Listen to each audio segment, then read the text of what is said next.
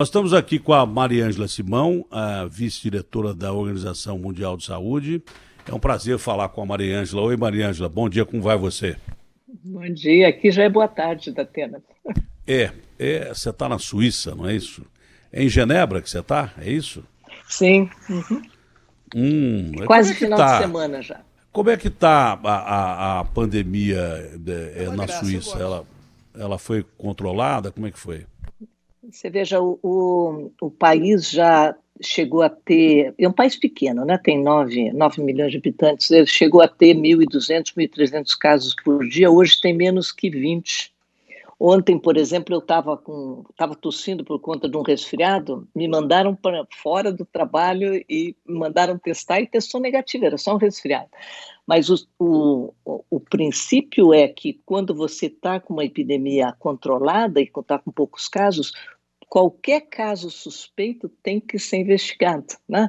Então eu reclamei, mas eu fui para o hospital e fiz o teste. Mas como você tem uma quantidade de pessoas que são assintomáticas ou que têm sintomas leves, no estado em que a epidemia está controlada, quer dizer que aquela registro de novos casos, a taxa de reprodução está baixa, tem que ter capacidade para estar rastreando os casos suspeitos, né? Então, esse é um dos critérios até que a OMS recomenda para começar a relaxar o distanciamento social, as medidas de quarentena, de confinamento, né?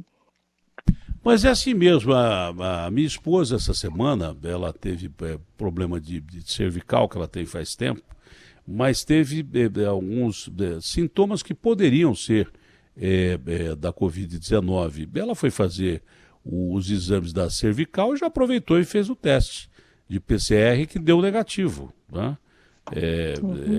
Eu acho que quanto mais você puder triar essa doença e testar essa doença, se você tem condição de fazer isso, é o melhor caminho, né? Não tem caminho melhor do que esse até para tomar determinadas atitudes. Houve muita controvérsia aqui no Brasil, no mundo inteiro, mas aqui no Brasil principalmente.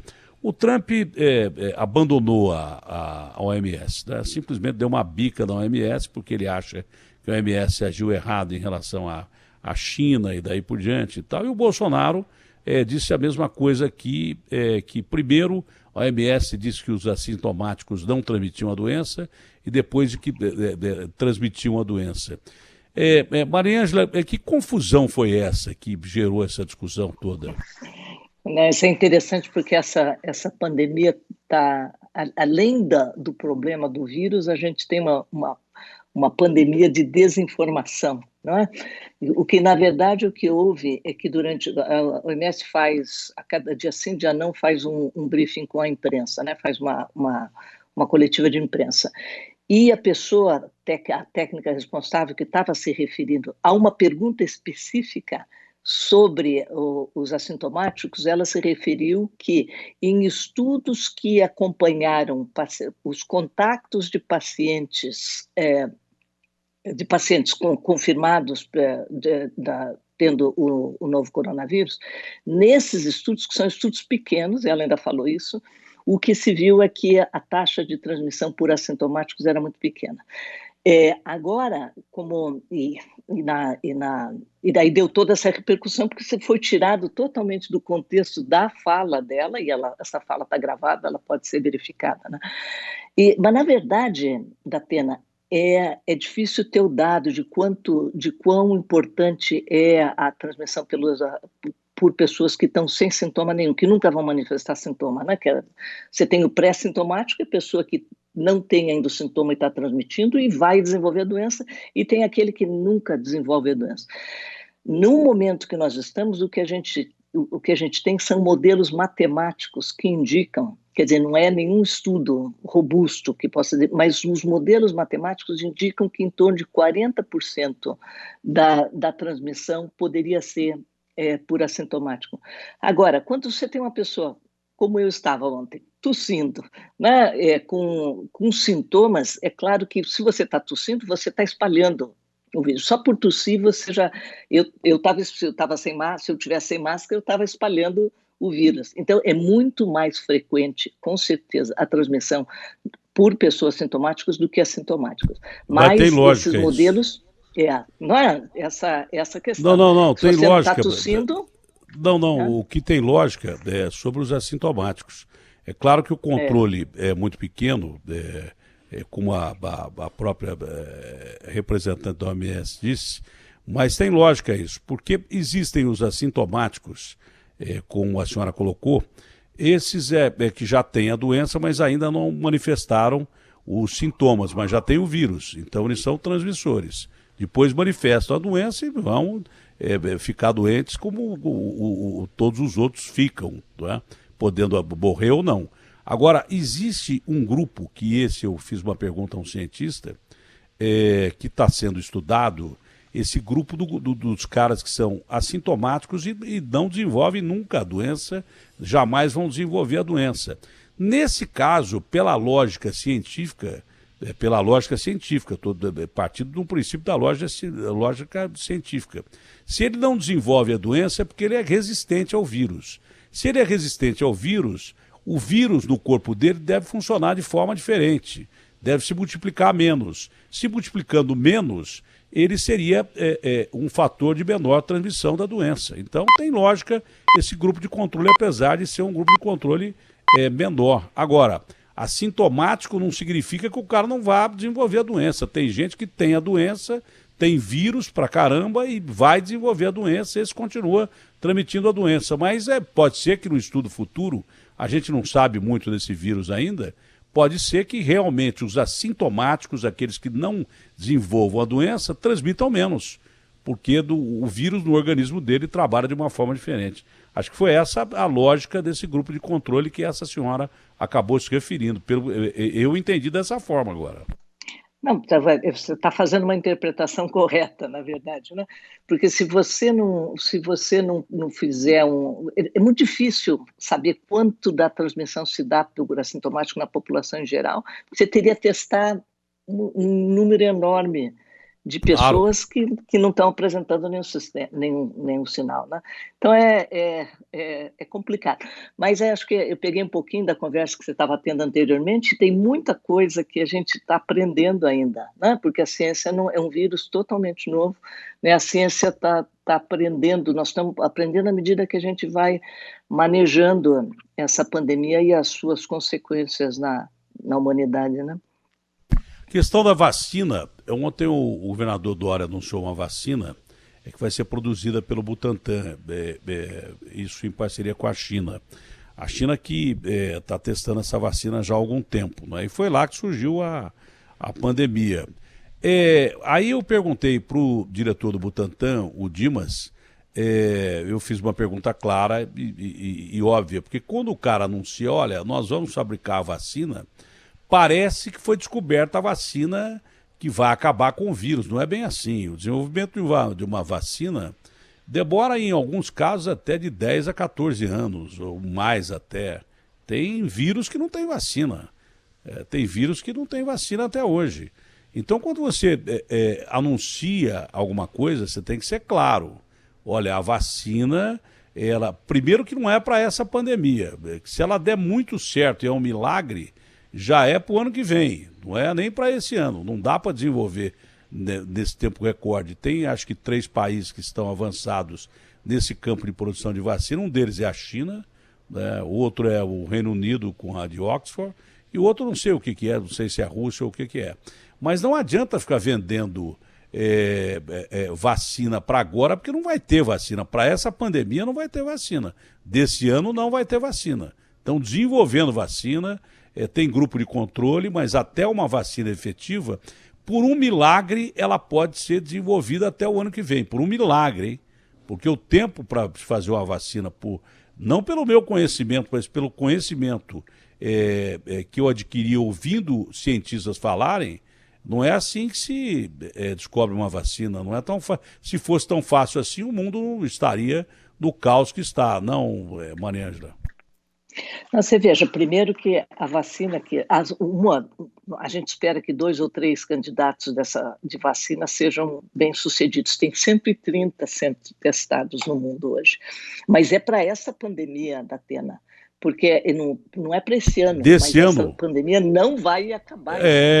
Mas não esse ano. Não vai O que eu acabar quis dizer para essa pandemia é que estão vendendo que a vacina vai ficar pronta agora e que agora acaba com a pandemia.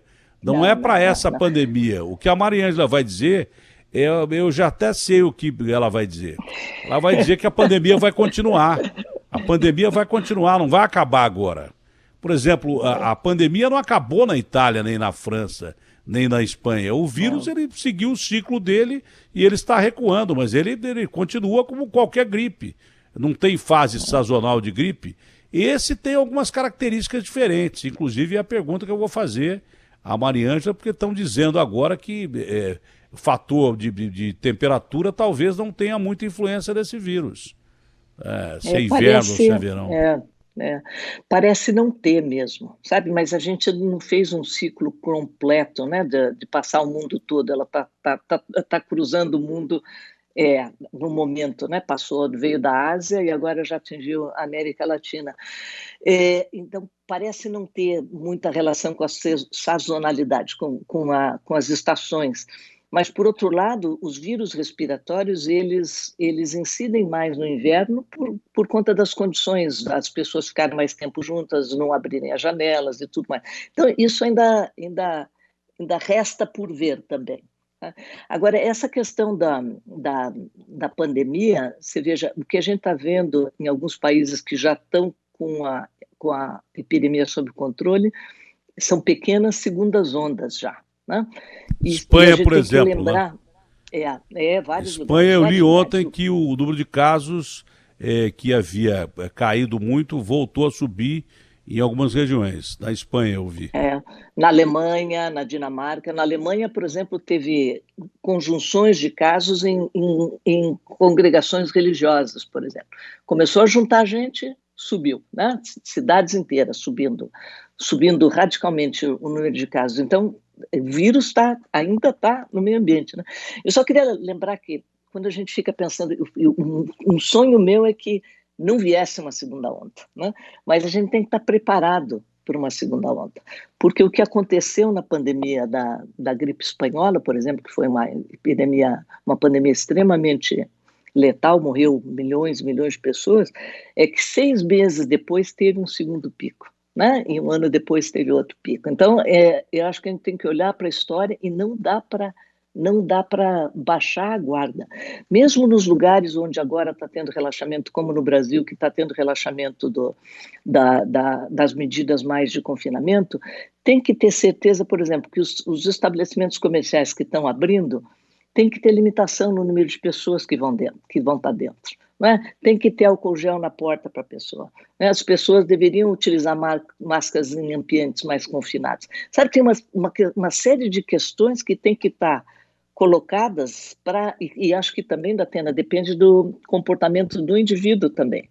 Né? Porque se você vai por conta própria para um lugar cheio de gente, sem nenhuma proteção, em que você vê que há uma aglomeração, a chance do vírus estar circulando é grande ainda, né? Então tem um lado dos serviços e dos estabelecimentos terem que estar preparados, mas também tem um lado individual da informação para proteção sua. Aqui a gente não segue regra nenhuma. O transporte coletivo, ele continuou lotado durante a tal de quarentena que o Dória fez aqui e os prefeitos fizeram aqui, principalmente o Bruno. O transporte coletivo, que é um fator de contaminação impressionante, ele continuou lotado. Tentaram várias alternativas, rodízio para o ímpar. Eu falei, amanhã o cara que tem Ferrari pode sair. Como ninguém tem Ferrari, pode ser que dê certo e tal. Mas o transporte coletivo continua lotado. E agora, a lógica que eu realmente não entendo, dizem que, a lógica aqui, dizem que olha, tem mais leito, então nós podemos liberar independente da contaminação. Mas eu não vi país nenhum liberar, como nós estamos liberando aqui, durante o pico ou perto do pico da doença. Você acha que nós estamos fazendo certo aqui no Brasil, sob o aspecto da ciência, ou não?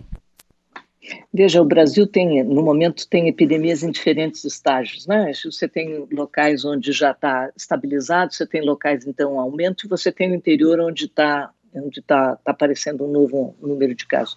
O que a OMS tem colocado como orientação geral no mundo todo para relaxamento das medidas de confinamento, primeiro, é que se olhe a curva da epidemia, né? É desaconselhável que se faça um relaxamento extremo quando a curva está ascendente, né? Segundo, é o que você citou agora, que é a capacidade do sistema de saúde de dar conta se o número de casos aumentar. E eu acredito que nesse sentido, no Brasil, em vários locais, já existe uma maior capacidade, o sistema está um pouco mais estável para aguentar o tranco se tiver um novo número de casos que, como você sabe, 20% complica, né, e 5% desses precisam de UTI. E o terceiro critério que também é importante é a capacidade que eu estava falando no começo de poder rastrear os contatos. Se você tiver algum caso positivo, e o Brasil tem muitos estados e muitas cidades que têm capacidade de fazer o que a gente chama de uma boa vigilância epidemiológica. Se você tiver alguém positivo, você mapeia quem são os contatos e você vai atrás e testa os contatos e tenta conter. A gente faz isso. Japão e Coreia, por exemplo, fizeram isso. O Japão claro.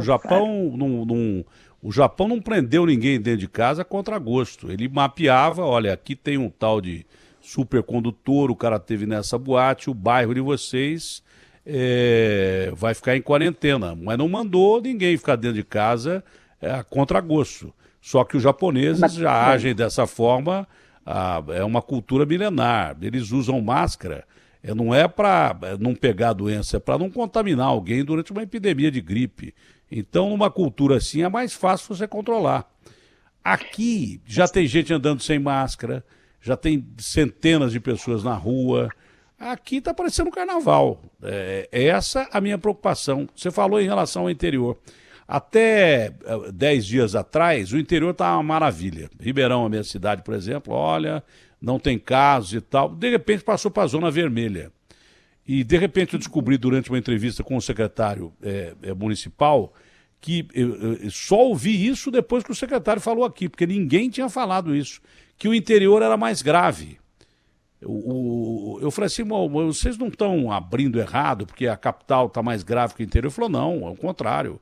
A capital já tem o número de leitos e tal, é o interior agora que está no estado mais grave. A pergunta é simples, se o interior está em estado mais grave, é claro que o sistema hospitalar das cidades do interior é inferior ao da capital. Se o interior começar a se contaminar violentamente, para onde vêm os pacientes do interior? Só pode vir para a capital. E aí o ciclo continua, é isso? Veja, acho que aí eu acredito que o governo do estado de São Paulo está em boas mãos em termos de capilaridade dos leitos, de capacidade de transportar pacientes de um lugar para o outro.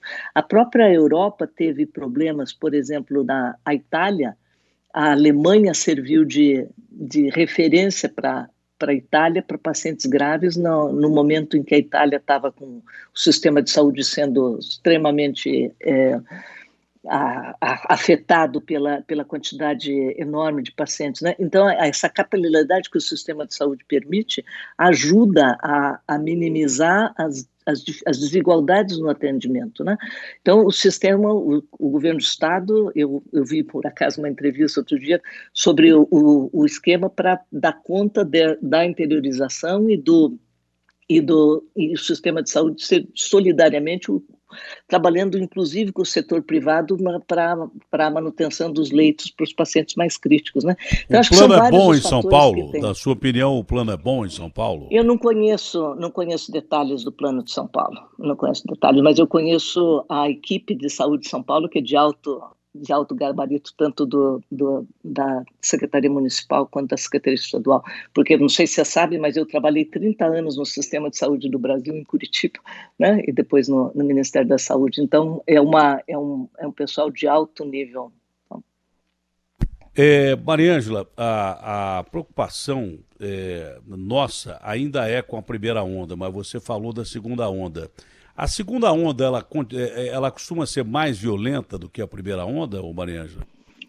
Tudo vai depender da capacidade do sistema, como o país está manejando a pandemia, né? Então, os sistemas que, se você puder detectar precocemente a segunda onda, um surto, uma ressurgência dos casos, como está acontecendo em vários países que já controlaram a epidemia, vários países tiveram ressurgência. Acho que praticamente todo mundo teve. Desde que você seja capaz de detectar precocemente e de agir em torno dos casos, é o que eu estava falando anteriormente. Rastrear, testar, rastrear os contatos, colocar em isolamento se tiver algum positivo. Desde que o sistema seja capaz de fazer isso, a gente não tem visto ainda. Se veja, nós estamos 6 meses só nessa pandemia, né? Parece que já faz uma eternidade. Eu Meu tenho Deus. brincado, não é? Eu tenho brincado, de repente vai ser o Natal já, e o ano passou e a gente Não, só, aqui se só depender do levou. Dória, o Natal é amanhã, porque o Dória, ele antecipou o Natal, o Corpus Christi, ele antecipou, sei lá, antecipou 2 feriados, eu não sei que dia é hoje. Ontem acho que foi 25 de maio, porque no dia 11 ele botou no dia 25 de maio o feriado, ele antecipou os feriados, tentaram de tudo. Agora uma pergunta ouvindo o que você está falando aí, se nesses países que estavam em descenso, claro, da pandemia, houve a reabertura e os casos voltaram, a chance do Brasil estar em plena pandemia, em curva de ascensão, no caso de reabertura, a probabilidade de voltarem a subir os casos, de voltar a subir os casos é maior? Seria uma lógica? Veja, acho que vai ter que observar o que vai acontecer, sabe? Porque se você tem transmissão comunitária, e o Brasil ainda tem transmissão comunitária em várias cidades, a tendência, se você tem mais trânsito de pessoas, que haverá mais chance de contaminação. Mas aí tem que se levar em consideração o comportamento individual também da Atena, né? Eu acho que esse vírus tem ensinado a gente, por exemplo, essa questão do contato pessoal direto, abraços, beijos com pessoas que você tem contato casual, você encontra alguém, você dá a mão e tudo mais. Manter um certo distanciamento durante o período em que ainda tem transmissão comunitária detectada é extremamente importante. Lavar as mãos, que é um hábito que é novo para a maior parte de nós, né? Usar álcool gel, se você tem que ir para o transporte público, use máscara e, se possível, leve álcool gel no bolso, né? E proteja-se. Há medidas que só o indivíduo pode fazer. Sabe que não é o prefeito que vai mandar, ou que não é o governador ou o presidente, que é o indivíduo que vai tomar medidas para restringir o risco que ele pode ter no caso de você estar tendo uma transmissão comunitária grande. Não entrar em locais com grande aglomeração de pessoas. Acho que são coisas que são medidas de proteção individual que têm que ser consideradas. Alguém disse assim, ou o Japão está fazendo a coisa muito certa e vai dar tudo certo, ou o Japão está fazendo a coisa errada e vai dar tudo errado. Porque o Japão, eu repito, ele não transformou essa coisa em questão policial. Aqui chegaram a algemar uma mulher na rua porque ela estava andando numa praça.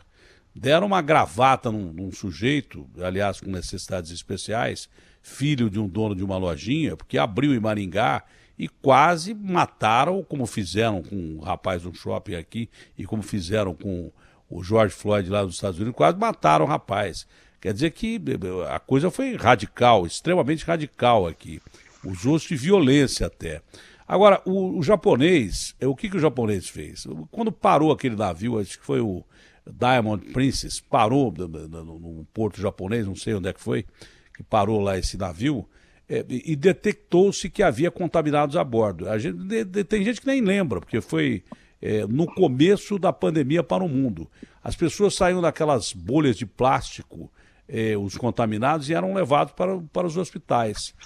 A população japonesa, acostumada a isso, não esperou o governo falar nada, nem fazer nada. Começou ela mesma a respeitar o maior distanciamento social, Evitou aglomeração, começou a lavar as mãos, eles sempre lavaram, e o uso de máscara, acho que eles inventaram a máscara antes do Zorro, porque eles usam máscara, desde que eu vejo japonês com máscara para evitar de espalhar qualquer tipo de gripe ou o processo viral. Então, ali o Japão deu super certo. O Japão deu um resultado que não quebrou tanto a economia e conseguiu controlar de uma maneira que não fosse ditatorial essa pandemia pela cultura do povo. Se há alguma coisa positiva que nós vamos tirar dessa pandemia, é a educação do povo brasileiro. Aliás, o povo brasileiro nunca teve acesso à educação, porque sempre foi negada a educação ao povo brasileiro.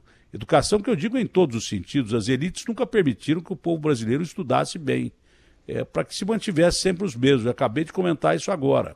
Agora, entre educação, além da física, da matemática, está a higiene. E a partir dessa pandemia, eu acho que nós estamos aprendendo muito com isso. Isso vai ajudar o nosso país, né, Mariângela? Não, veja, com certeza. Mas você sabe que a questão do Japão também está ligada a ser um país altamente tecnológico, e apesar do governo não ter determinado nenhuma medida de lockdown per se, né, a imensa maioria das empresas fizeram trabalho em casa, trabalhava Home de office. casa. Claro. Então teve uma enorme diminuição. Eu vi fotos assim, de lugar, de metrô, eu tenho um primo que mora no Japão, e ele ficou 2, 3 meses trabalhando em casa. Então foi uma conjuminação de questões, né? É uma sociedade altamente tecnológica. É uma coisa aliada à outra, né? Não é um fator isolado, não é só disciplina, porque todo mundo sabe que japonês é disciplinado, né, que asiático tem uma disciplina diferente. Disciplinado, mas você vê, por exemplo, metrô, você citou um fator de transporte coletivo importante. Quantas vezes a gente não vê um metrô japonês? Você tem, vamos dizer, 10 japoneses para entrar no metrô e mais 10 para empurrar o cara dentro do metrô. A gente sempre viu isso, é super lotado. E dessa vez os caras respeitaram e não lotaram os metrôs. Mas aí você tem razão, eu não havia pensado nisso. A questão tecnológica ela é fundamental, porque tem muito mais gente com capacidade de trabalhar em casa do que no Brasil. Aqui no Brasil, o cara não é todo mundo que tem computador, não é todo mundo que tem condição de trabalhar home office. É verdade. Claro. O impacto da saída dos Estados Unidos da OMS foi qual, Mariângela?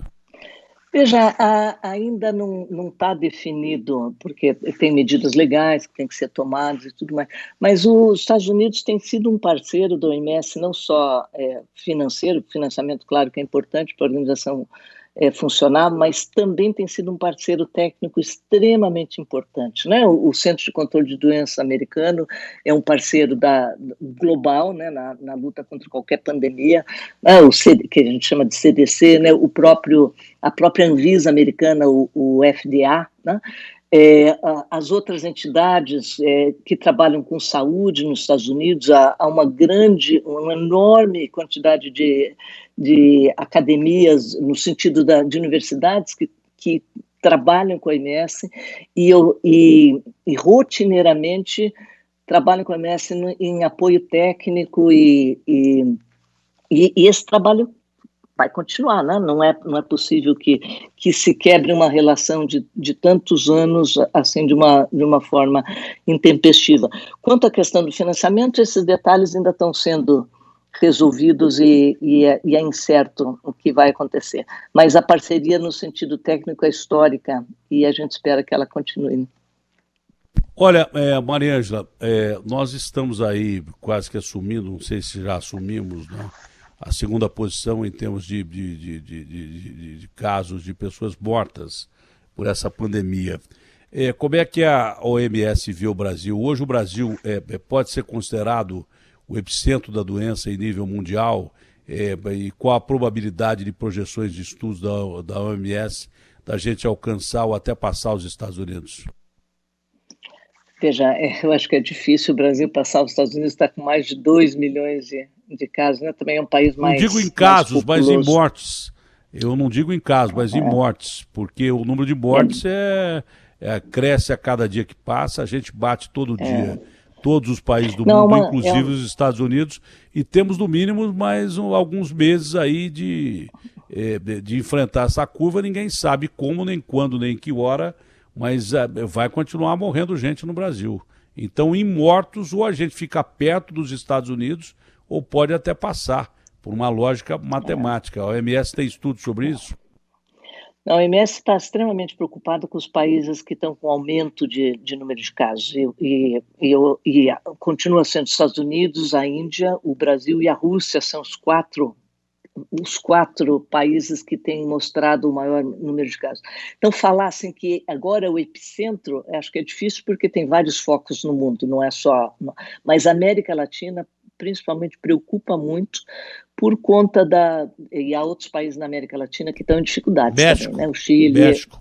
O México, o Chile, não é? Tem países que não se esperava e que de repente começaram a ter grandes dificuldades. E agora, essa semana, a gente começou a ver o impacto em países africanos também.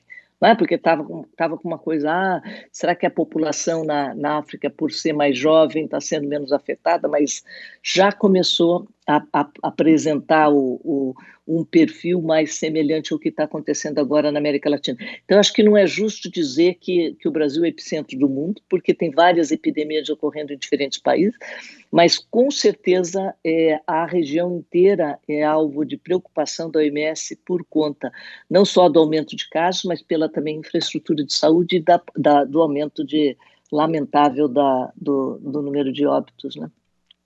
Olha, o outro detalhe, eu digo que o Brasil, como diz o Cazuza, só está mostrando a sua cara.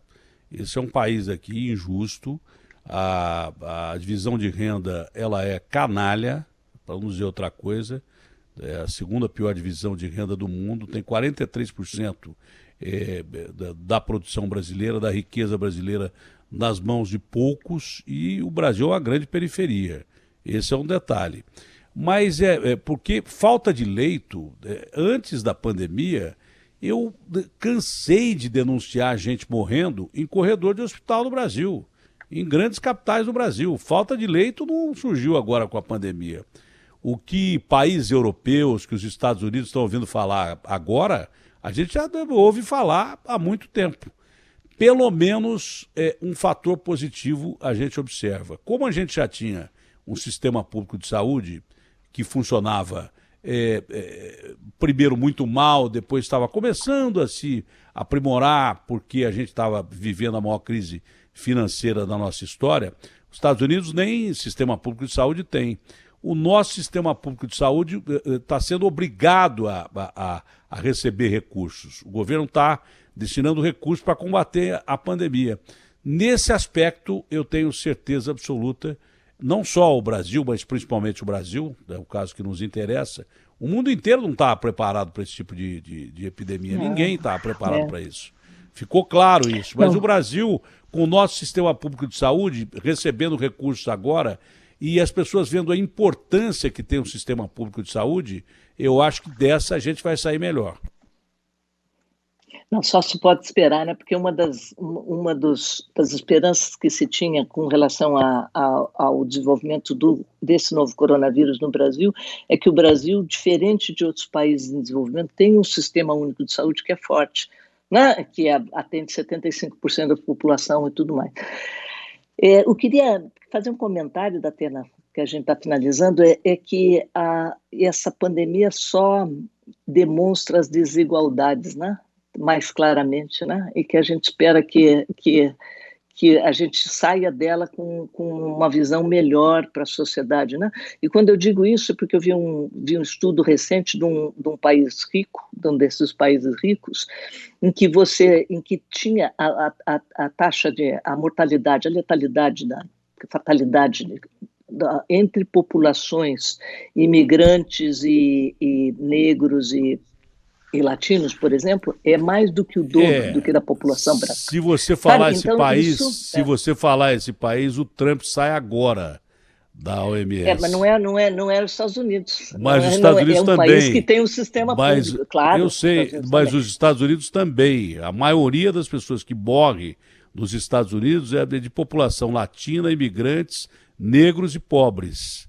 Esse é o detalhe, infelizmente.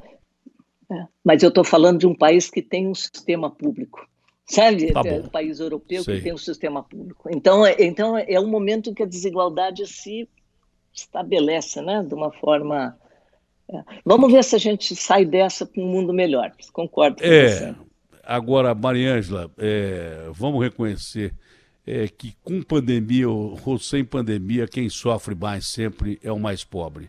Isso aí é próprio do ser humano, que chega a ser pior que o vírus em muitos casos. Mariângela, muito obrigado pela sua atenção, muito obrigado pela entrevista sempre muito esclarecedora. Você fala de uma forma coloquial que todo mundo entende e que Deus nos ajude, tá bom, Mariângela? Boa sorte aí. Um abraço grande a você também. Espero que você saia do resfriado logo, que seja passageiro. Obrigado. Até mais.